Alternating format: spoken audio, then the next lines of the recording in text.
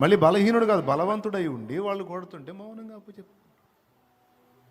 మళ్ళీ ఏమి లేకుండా మనకేం ఎచ్చులు, ఏమి లేకుండా మనకేం మామూలు. ఎవరన్నా అంత మాట అంటారు, నన్ను నన్ను నన్ను నన్ను నన్ను.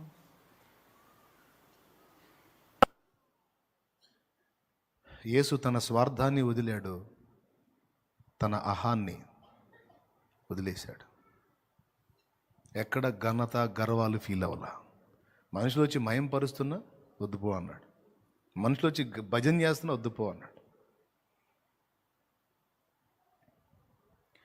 పబ్లిసిటీ చేస్తున్నా అవసరం లేదన్నాడు. కార్యాలు చేస్తాడు, ఎవరికి చెప్పొద్దు పో అంటాడు. డబ్బా అవసరం లేదు పో అంటాడు. ఏం వదలాలి? మొట్టమొదట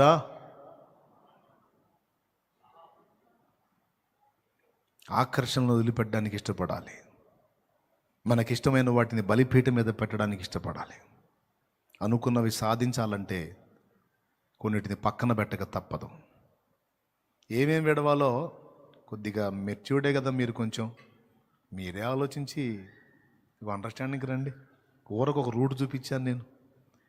ఏవేవి అడ్డుబండలుగా ఉన్నాయో, లేఖనం ఏటేటిని అడ్డగిస్తుందో సరి చూసుకుంటుందో, ఏవి నీ పనికి, నీ గురికి, నీ గమ్యానికి, నీ లక్ష్యానికి నిన్ను చేరకుండా అడ్డగిస్తున్నాయో నీకే తెలుసు.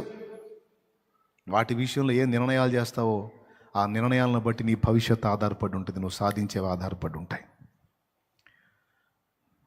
సమాజ శ్రేయస్సు కొరకు, ఇంటి వారి క్షేమం కోసం, దేవుని మహిమ కోసం కొన్నిటిని చంపుకోవాల్సి ఉంటుంది, కొన్ని ఇచ్చల్ని సిలివేసుకోవాల్సి ఉంటుంది, కొన్నిటిని త్యాగం చేయాల్సి ఉంటుంది, కొన్నిటిని కోల్పోవడానికి ఇష్టపడాల్సి ఉంటుంది.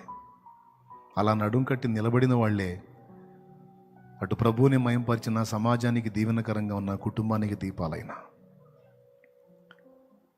అన్నిటినీ కలిగి ఉండి అందులో ప్రభువును కూడా కలిగి ఉండాలంటే కుదరదు.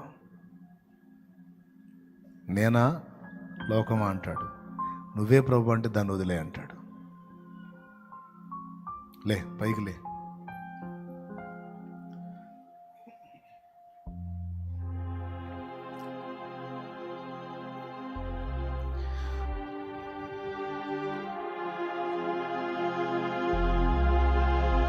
వస్తావా దేవుని పాదాల దగ్గరికి? వేళ నువ్వు అనుకున్న వాటిని రీచ్ అవ్వడానికి దేవుడు నీకు తప్పక సహాయం చేస్తాడు, బలమిస్తాడు. కానీ అది సాధించే దిశలో నీకున్న పట్టుత్వం ఏంటో, నీ పట్టుదల ఏందో, నీ కార్య దీక్ష దక్షత ఏంటో కూడా దేవుడు కనిపెడతాడు. నీ త్యాగం ఎంతో కూడా దేవుడు లక్ష్య పెడతాడు. ఏ త్యాగాలు లేకుండా ఎట్లండి? ఏ త్యాగాలు లేకుండా గొప్ప వాటిని ఎలా సాధించగలం చెప్పండి? సాధించిన వాళ్ళు ఏ త్యాగాలు లేకుండా ఎలా సాధించారు? దేవుని కొరకు సాధించిన భక్తులు సైతం త్యాగాలతోనే సాధించారు. వెల చెల్లించకుండా దేన్ని మనం పొందనట్టే గొప్ప వాటిని సాధించడానికి గొప్ప వెల తప్పనిసరి. తమ్ముళ్ళు అర్థమవుతుంది నేను చెప్పేది? ఎంతమంది సీరియస్గా తీసుకుంటున్నారు? చెల్లెళ్ళు, ఆ లైవ్లో జూమ్లో కనపడుతున్న వ్యక్తులు కనపడుతున్నారు, మీరందరూ నా కళ్ళ ముందే ఉన్నారు, నా ఎదురే కనపడుతున్నారు. మీరందరూ తీవ్రంగా తీసుకున్నారా లేకపోతే టేక్ ఇట్ ఈజీగా వదిలేస్తున్నారా? తీవ్రంగా తీసుకున్నట్టయితే నువ్వు ఏ స్థితిలో ఉన్న దేవుడు నీకు ఒక నూతన శక్తిని విడుదల చేస్తాడు, నూతన బలాన్ని నీ మీదికి పంపుతాడు, మళ్ళొక్కసారి పునరభిషేకిస్తాడు నిన్ను ఆయన. నేను సాధించలేకపోయినాను అనుకున్న వాటిని సాధించడానికి దేవుడు నీకు బలం ఇస్తున్నాడు. ఒక్కసారి దేవుని కొరకు కార్యాలు సాధించడానికి నడుం కట్టు. కొన్ని పనులు మొదలుపెట్టి మధ్యలోనే ఆపేశావు, కొన్ని అడ్డొచ్చినాయి, అడ్డుల దెబ్బకి ఆగిపోయావు. నో, ఆపడానికి వీల్లేదు. ఎవరెవరు ఎక్కడ బ్రేక్ అయ్యారో నాకు తెలియదు, ఏ వాటిని దేవుని కొరకు మొదలుపెట్టి ఆగిపోయారో నాకు తెలియదు, పరిశుద్ధాత్మకు తెలుసు. ఆయన మాట్లాడుతున్నాడు. దైవస్వరం నీకు వినబడితే క్షమాపణ అడిగి తీర్మానం చేయి. మళ్ళొక్కసారి నీ గురిని నువ్వు రీచ్ అవ్వడానికి, నువ్వు ఏది సాధించాలని, ఏవేవి గెలవాలనుకున్న వాటన్నిటిని పొందుకోవటానికి దేవునికి మొరపెట్టు. కృప మనందరికి తోడై ఉండును గాక. ఆమేన్. ప్రార్థన చేస్తాడు దావీదు పాష గారు, ప్రార్థన చేస్తాడు. అందరం ఏకీభవిద్దాం. స్తోత్రం స్తోత్రం స్తోత్రం. ప్రభువా నీకు వందనాలు వందనాలు వందనాలు వందనాలు.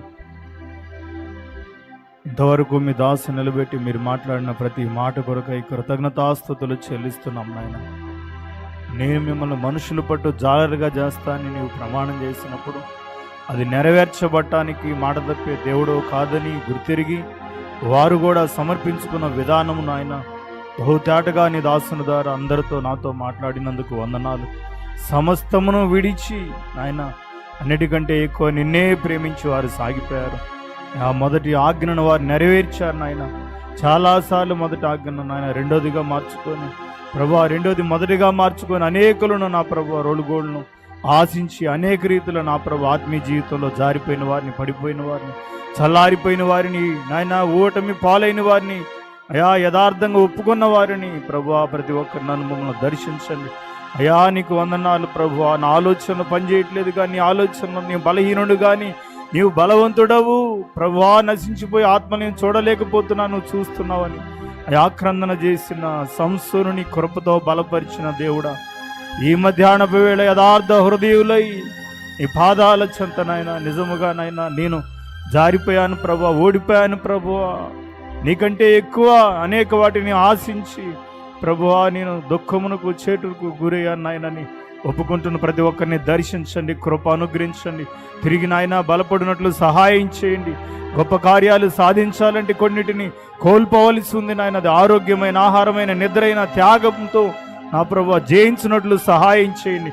అలాంటి పరిశుద్ధాత్మ శక్తిని ప్రభువా నీవు మాకు అందరికీ దయచేయమని, వాక్యమైతే మీ దాసుని కూడా బలపరిచి కృపతో నాయన ఇంకా బలపరిచి వాడుకోమని నీకే కృతజ్ఞతలు. విన్న మాటలు అపవాది ఎక్కడ దొంగలించకుండా యేసు క్రీస్తునామమున బంధిస్తున్నాం ప్రభు.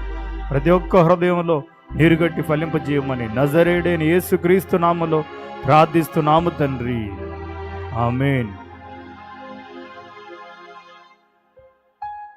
మన తండ్రి అయినటువంటి దేవుని ప్రేమ, ఆయన ప్రియ కుమారుడును లోకరక్షకుడును యేసు క్రీస్తు వారి కృప, పరిశుద్ధాత్మ దేవుని యొక్క సన్నిధి, సహాయ సహవాసములు సమకూడిన మనకును సార్వత్రిక సంఘమంతటికి తోడయుండి అత్యధికముగా ఆయననే ప్రేమించి జీవితకాలం ఆయననే వెంబడించినట్లు ఆ పరిశుద్ధాత్మ దేవుడు మనందరికీ సహాయము చేసి నడిపించునుగాక.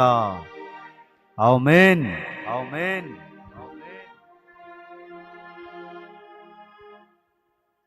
మంచిది ప్రియారా, మరి కూడిక ముగించబడింది.